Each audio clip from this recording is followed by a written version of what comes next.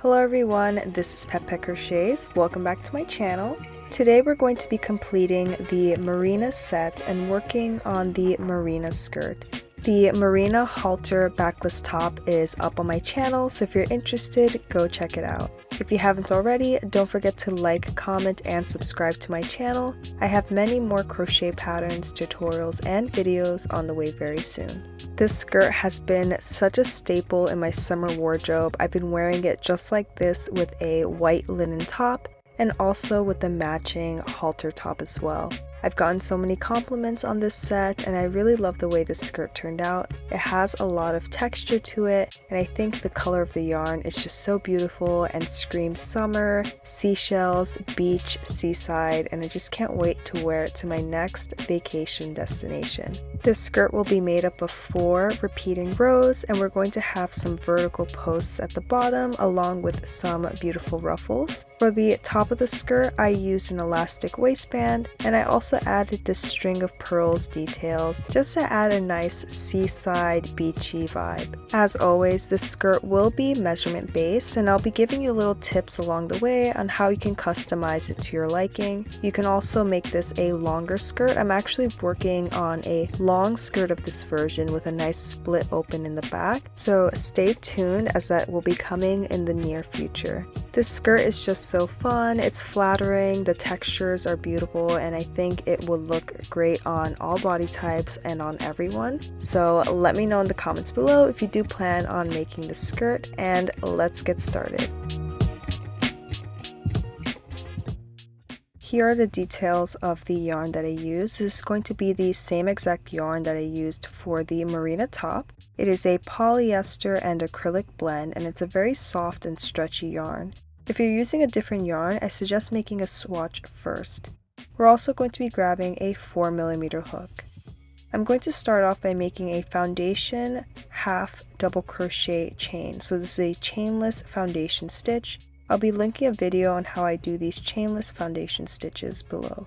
You can also absolutely start off with a chain first and then go back and do half double crochet stitches. Just make sure that you're making an even number of half double crochet stitches. You want this chain to be long enough that it can wrap around your high waist or waist area. If you have bigger hips compared to your waist, I would actually use your hip measurement or something closer to your hip measurement depending on how much your yarn stretches. We'll be adding an elastic waistband, or you can add a tie later to cinch in that waist portion a little more. We're now going to join the 2 ends, so make sure that your chain here isn't twisted. And we're going to go back into that very first half double crochet stitch that we made and do a slip stitch to join the 2 ends together. Now you're going to chain up 2 and turn your work. And for row 2, we're going to skip a stitch and into the second stitch place a double crochet. Now you're going to go back into that stitch that we just skipped and then do a double crochet. And this will cross those 2 double crochets. So once again, skip a stitch, into the second stitch, place a double crochet. Now go back into that stitch that you just skipped and then do a double crochet. So just as the name suggests, we're crossing the double crochet stitches and you're going to do this all the way around until you reach the beginning of the row again. So this is what it should look like and go all the way around. We made it back to the beginning, so we just completed the last cross double crochet stitch and you're going to place your hook into that very first double crochet stitch on the other side and do a slip stitch to join the 2 ends together. Now for row 3, chain 2 and turn. And for this row, we're just double crocheting into every single stitch. If you go back into the tutorial of the Marina top, I have a little diagram of the repeating rows. Basically, it's going to be a double crochet row, a cross double crochet row, a double crochet row, and a crab stitch row. So in between any special rows, we're going to have double crochet rows. At the end of this double crochet row, slip stitch into the very first double crochet stitch, and that will end that row. Now for row 4, we're going to chain up 1 and without turning our work, we're going to look at the stitches that we just made. We're going to be placing our hook into the front loops only. We're doing a reverse single crochet stitch. So place your hook into the front loop of the stitch, grab the yarn, and flip it under and through the stitch.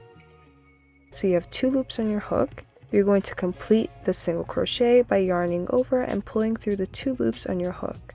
Let's do that one more time. Place your hook through the front loop of the next stitch, grab the yarn, flip it under and through the stitch, and then complete the single crochet by yarning over and pulling through the 2 loops on your hook.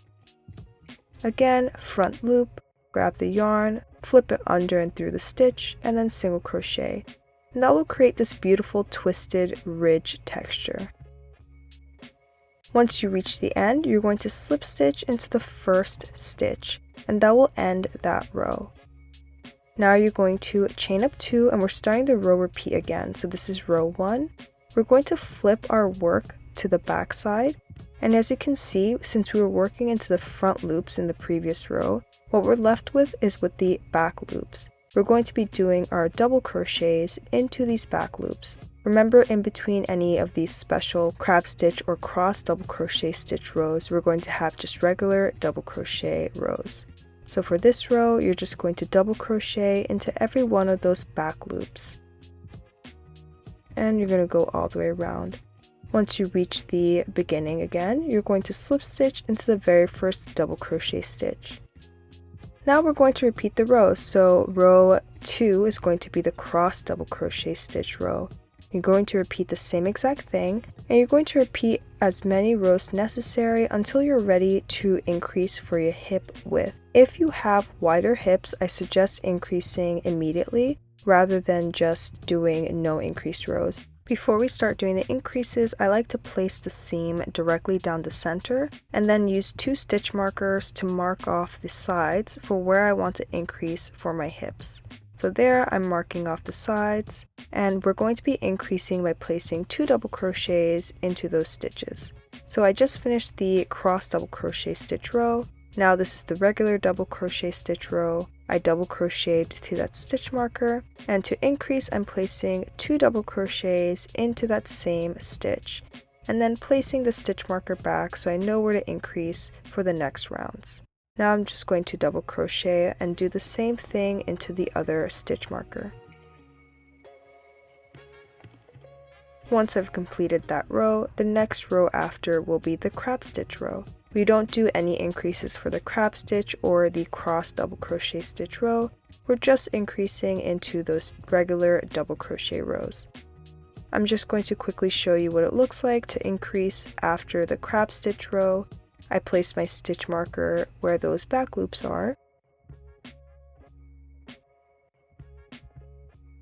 And I'm just going to place 2 double crochets into that back loop. If you find that this isn't increasing quickly enough for you, you can absolutely place more increases throughout the skirt. Just make sure that at the end you have an even number. You're just going to keep adding increased rows into those double crochet rows only until this is wide enough that it can fit around your hips. Once it reaches your hip width, you're just going to continue with regular no increased rows until the skirt is your desired length. I'll also be linking the tutorial I did for another skirt just so you can see how I do those increases and how I get my measurements. You also want to make sure that you end on a crab stitch row or row 4 so that we can add those vertical pillars or the front posts and the ruffles. Here's what I have so far for my skirt. My skirt is around 13 inches long at this point. From here you want to count up how many stitches you have at the bottom of your skirt and determine where you want to place those front posts or those pillars and figure out how many stitches in between you want them to be or how spaced out you want them to be. Now you're just going to continue with the row by double crocheting until you reach the point that you want to do those front posts. You're going to look at that back loop and use that as a marker for where you want the front post to be. Skip over the crab stitch row and find the double crochet stitch on the previous row for where you want that post to be. You're going to place your hook behind that double crochet post. So you see how my hook is through and behind that post. Then you're going to reach up, pull up a loop, and then finish with a double crochet. You also want to make sure that when you pull up a loop that you pull up slightly so it doesn't scrunch up the skirt. Now you're going to skip over that back loop because technically for that stitch we did that front post, and go into the following stitch and continue doing the double crochets until you're ready to do another front post stitch. So here it is again, I'm ready to do another front post. I followed that stitch and found the corresponding stitch on that double crochet row in the previous row. I'm putting my hook behind that double crochet post, pulling up a loop, and you saw how I pulled up slightly and then did a double crochet. And then you're going to continue double crochet, and you're going to keep doing this all the way around the skirt wherever you want to place the posts. At the end, you're going to end the row by slip stitching into the very first double crochet stitch. We're going to chain up 2, turn our work, and we're going to stack up these posts by doing a back post double crochet. You're going to double crochet until you reach the first front post stitch you did in the previous row. So for me, that's right there. Now I'm going to place my hook behind that front post double crochet stitch, pull up a loop, and then do a double crochet, and then keep double crocheting down until the next post. Let's do it one more time. I reach that front post I made in the previous row, putting my hook behind and through that stitch, pulling up a loop and doing a double crochet. And this is what you end up with. You end up with the stacked posts, which create a vertical pillar-like effect. You're going to continue this all the way around, and then when you reach the end, you're going to slip stitch into the first stitch to end the round. And now we'll start our ruffles. To start your ruffles, you're going to chain up 2 and turn. And now I'm going to place 2 half double crochets into the first stitch. And to every following stitch, I'm going to place 3 half double crochets into every single stitch all the way around. Once I make it back to the other side, I'm just going to slip stitch into the very first half double crochet stitch that I made.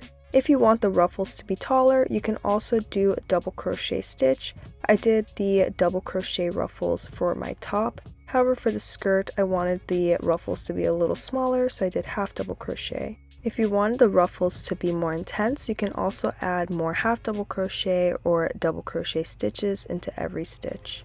And this is what the ruffles with those posts will look like. Optional, you can add a string of pearl beads detail to the skirt and an elastic waistband. I will be linking the video for a previous skirt that I did that has the same exact elastic waistband and the same exact string of pearls detail, so you can go over to that video for the tutorial for those portions. Once you've woven in all of those loose ends, you're finally done, and this is what the final product looks like. This skirt is very quick to build up once you get a hang of those repeating 4 rows and those increases. I believe I got this skirt done in maybe 6 hours over the course of 2 days, so that wasn't too bad. I think it's the perfect weekend project, and there's still some summertime left and it's still hot outside. So quickly make this skirt, go to the beach, go to the boardwalk, go on vacation, and just wear it out. It's beautiful, it's flattering, and the textures are great. Let me know in the comments below if you decide to make this skirt. If you have any questions or difficulties, feel free to leave a comment down below and I'll try to help out in any way that I can. As always, I have many more summer projects on the way. I'm rushing to get them done as soon as possible before the end of summer. So stay tuned and don't forget to subscribe to my channel. Thank you guys for always continuously supporting my crochet journey, and I'll see you in the next tutorial. Bye everyone!